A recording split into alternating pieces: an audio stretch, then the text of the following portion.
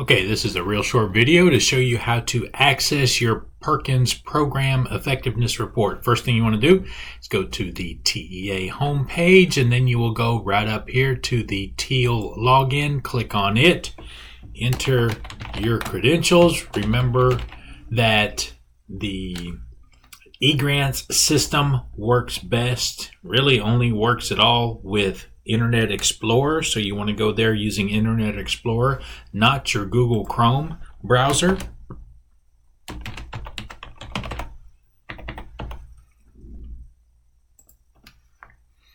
So when you get logged in, your page may look a little differently than mine, but you ought to be able to get in to the eGrants system. So if I go in and I'm going to choose ESC Viewer, because I'm going to go in and look at a district's grant, and I am going to look at Gary ISD right quick.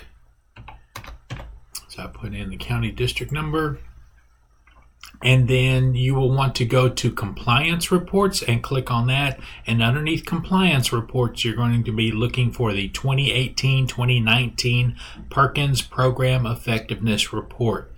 And then when you click on it, you'll go through and fill out all the information that's required. That's how you get there.